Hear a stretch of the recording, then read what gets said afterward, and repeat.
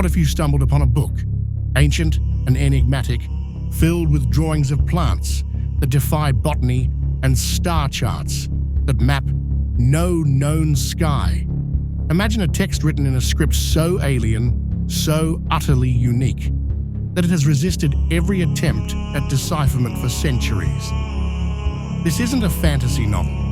It's the very real, tantalizing story of the Voynich Manuscript, a 600-year-old enigma that continues to baffle the sharpest minds on Earth. Is it a lost language, a message from an unknown world, or perhaps the most brilliant and elaborate hoax ever conceived? Today, we embark on a journey into its depths, exploring its bizarre illustrations, its untranslatable text, and the enduring quest to unlock its ultimate secret. The saga of the Voynich Manuscript is as convoluted and mysterious as the script within its pages.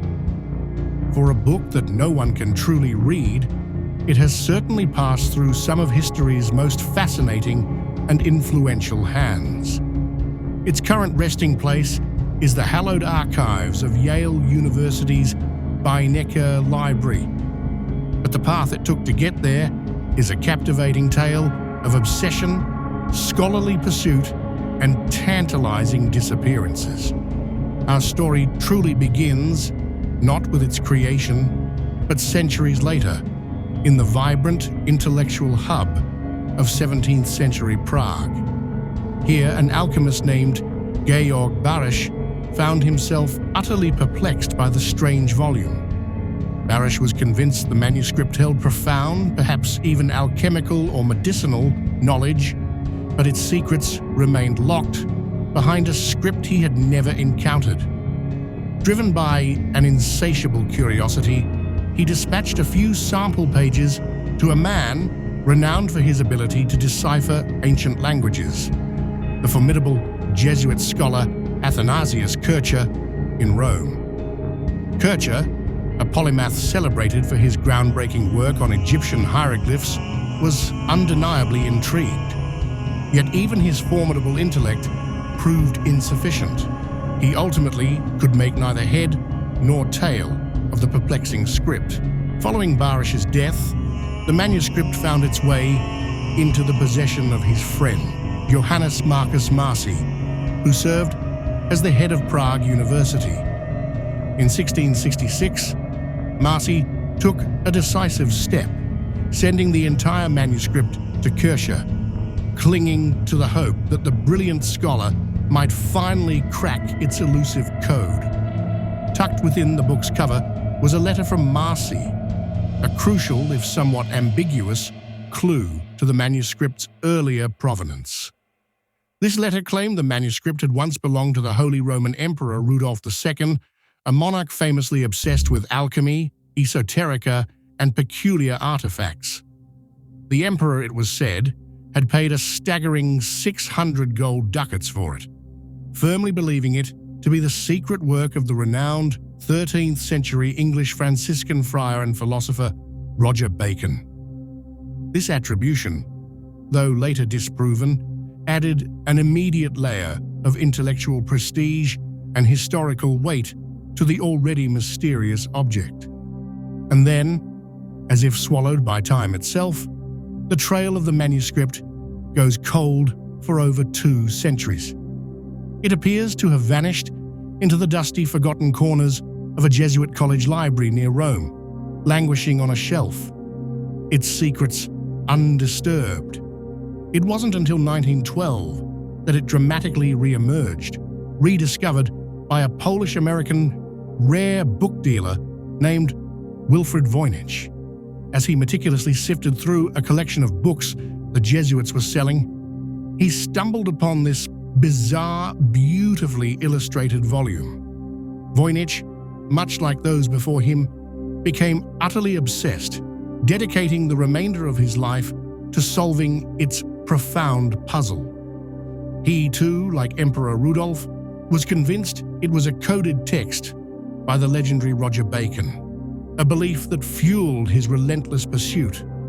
Modern scientific advancements have since provided one concrete, undeniable fact. Radiocarbon dating performed on the manuscript's vellum pages confirmed they were created between 1404 and 1438. This precise timeline definitively debunks the long-held Roger Bacon theory, placing the book squarely in the early 15th century.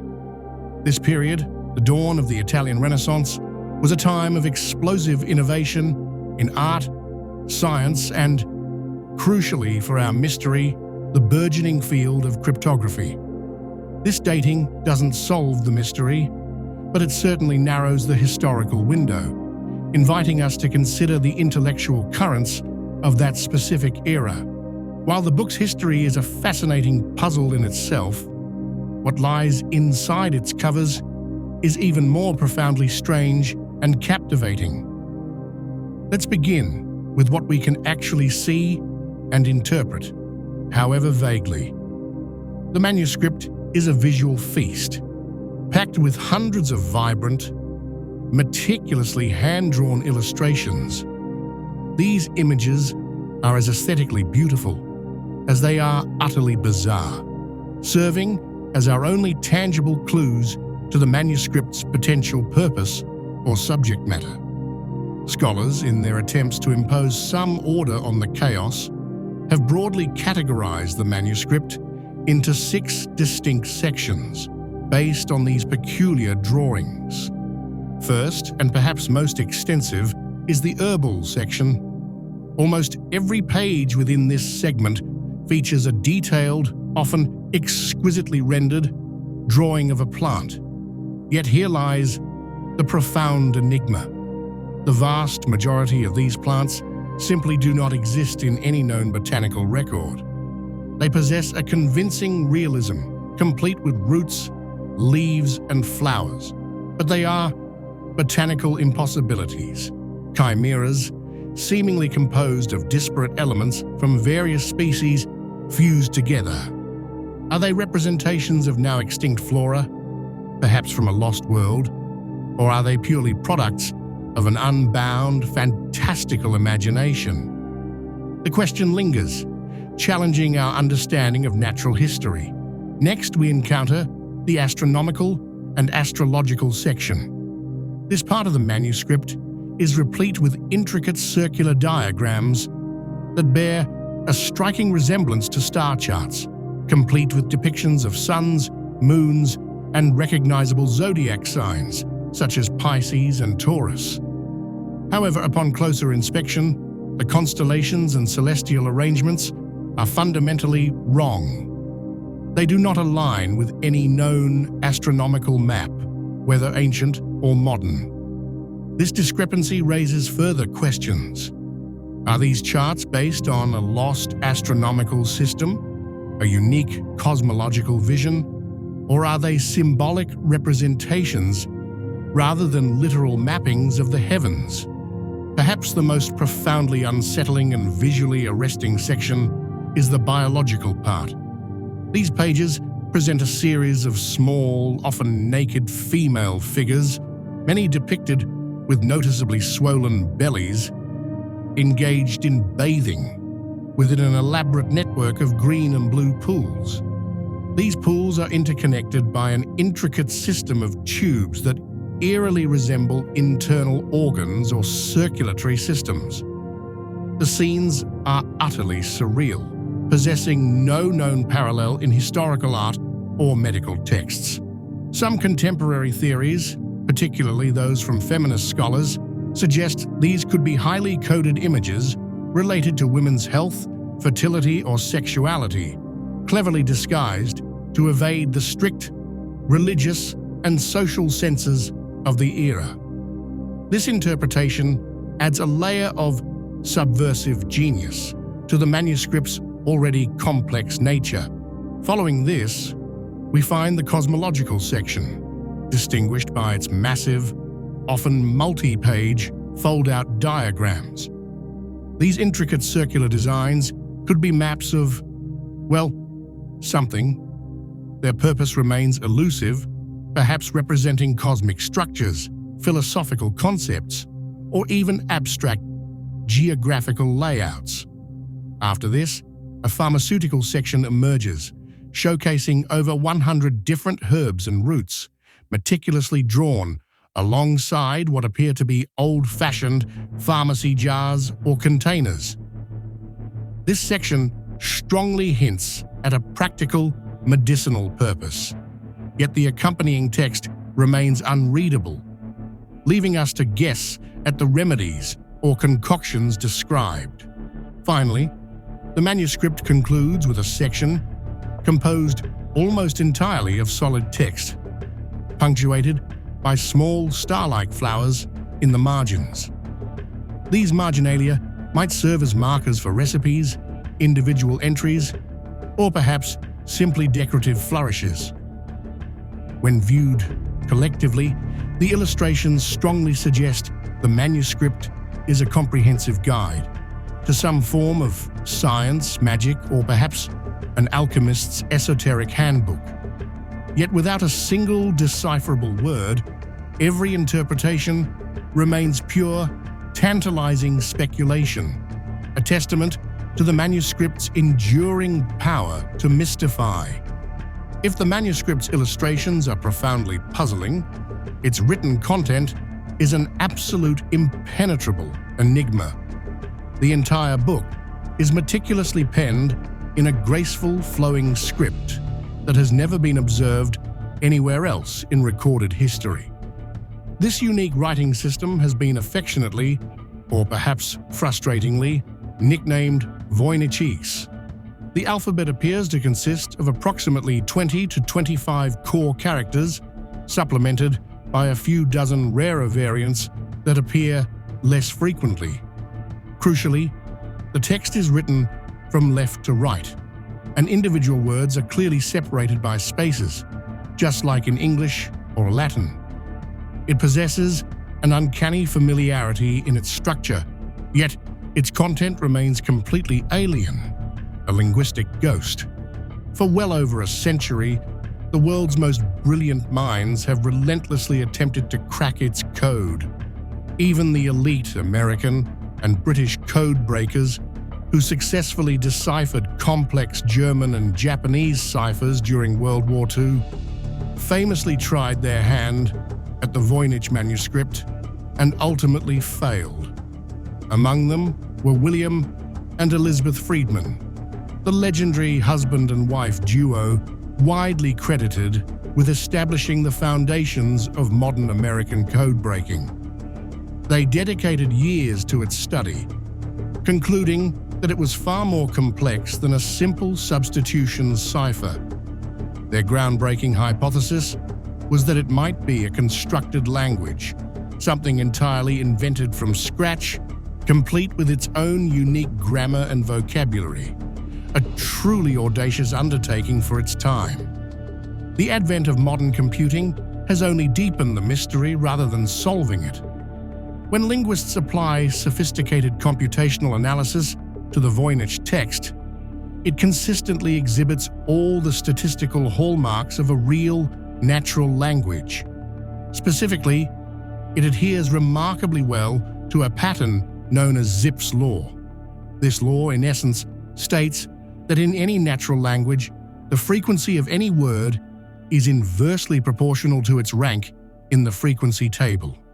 In simpler terms, a few words appear very often, while many words appear rarely, following a predictable curve. This statistical pattern is incredibly difficult to fake, especially for someone in the 15th century operating without the aid of a computer or advanced linguistic theory. Its presence strongly suggests that the Voynich text is not merely random scribbling or meaningless gibberish. Furthermore, linguistic analysis reveals other compelling patterns. Certain words appear with higher frequency in specific sections of the manuscript, suggesting thematic coherence.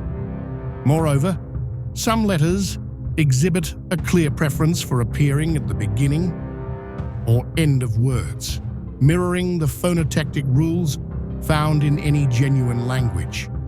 Intriguingly, linguistic analysis has even suggested the possibility that at least 5 different scribes contributed to the manuscript, writing in what appear to be 2 related yet distinct dialects, often referred to as Voynich A and Voynich B. This level of internal consistency and complexity points away from a simple hoax. And yet, despite all these tantalizing clues and sophisticated analyses, no one has ever managed to produce a consistent, verifiable, and widely accepted translation. The current age of artificial intelligence has brought powerful new tools to the fight, with machine learning algorithms sifting through the text for patterns. However, even with these advanced capabilities, we have only received tantalizing, yet ultimately unproven, claims. One AI model, for instance, suggested a link to an ancient form of Hebrew, but this theory, like many others, has not withstood rigorous academic scrutiny. The text remains an unyielding fortress, a testament to its profound and enduring secrecy. So after centuries of intense scrutiny, what on earth is the Voynich manuscript? The fervent debate among scholars, cryptographers, and enthusiasts essentially boils down to 3 primary, often fiercely defended theories. Each theory attempts to reconcile the manuscript's unique characteristics with known historical and linguistic principles, yet none has achieved definitive proof. Theory number 1, it's a lost language. This compelling idea posits that the manuscript is written in a genuine natural language that either completely died out, leaving no other written trace, or was never formally documented before the creation of this book. The strange, unique script would simply be an original alphabet invented specifically for this language. The strong language-like statistical patterns observed in the text, particularly its adherence to Zipf's law, serve as the most compelling evidence for this theory. However, if this is indeed the case, it leaves us with profound questions. What people spoke this language? Where did they live? And how could an entire language vanish so completely from the historical record, leaving only this single enigmatic artifact? The implications are staggering, suggesting a lost civilization or a linguistic isolate of unprecedented scale. Theory number 2, it's a sophisticated cipher. This theory argues that the text is not a lost language, but rather a known language, such as Latin, Old Italian, or even a medieval Germanic dialect, cleverly hidden behind an extraordinarily complex code. The author in this scenario could have been a spy, an alchemist guarding esoteric secrets, a member of a secret society protecting forbidden knowledge, or even a physician encrypting sensitive medical information. If the Voynich manuscript is a cipher, it represents the work of an absolute genius, far more advanced and intricate than any known cryptographic method from that historical period. It has managed to fool not only its contemporaries, but also the most brilliant modern code breakers and powerful supercomputers. The sheer ingenuity required to create such an unbreakable code in the 15th century would be a monumental achievement in itself, making the manuscript a cryptographic masterpiece. And then there's theory number 3, the most cynical yet strangely compelling one. It's all an elaborate hoax. This theory suggests that the manuscript is nothing more than beautifully rendered yet utterly meaningless gibberish. It was brilliantly designed to look real, to mimic the patterns of a genuine language, all in order to scam a wealthy, credulous collector, such as the famously eccentric Emperor Rudolph II. The primary goal: to create an irresistible mystery, a tantalizing puzzle, and then sell it for an exorbitant sum. Proponents of this theory often point out that while the parchment itself is undeniably old, the ink could theoretically have been applied later, though most scientific analyses contradict this.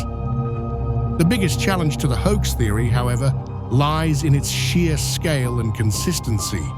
Creating 240 pages of such statistically consistent, patterned nonsense by hand would have been an absolutely monumental task, requiring an almost superhuman effort and an uncanny understanding of linguistic patterns.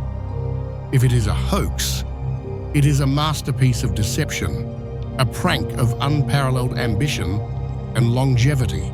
So what is your conclusion? Are we gazing upon the last surviving text of a lost civilization? A whisper from a forgotten past? Is it a brilliantly encrypted guide to forgotten sciences, a secret key to alchemical transformations or ancient medicine? Or is it perhaps the most successful, long-running and utterly magnificent prank in the annals of human history? The honest truth is that after 600 years of relentless investigation, nobody truly knows. The Voynich manuscript remains precisely what it has always been, a perfect, unyielding mystery. It rests behind protective glass at Yale, an open book that has never truly been read, challenging every new generation of thinkers, codebreakers, and dreamers to unlock its secrets. It stands as a powerful, humbling reminder that some secrets, no matter how intensely pursued, might just be destined to be kept forever. If you've enjoyed trying to unravel this profound puzzle with us, please hit that like button, subscribe for more adventures into the unknown, and most importantly, share your own theories in the comments below. We'd absolutely love to hear your unique take on the world's most mysterious book. Let's keep the conversation and the mystery alive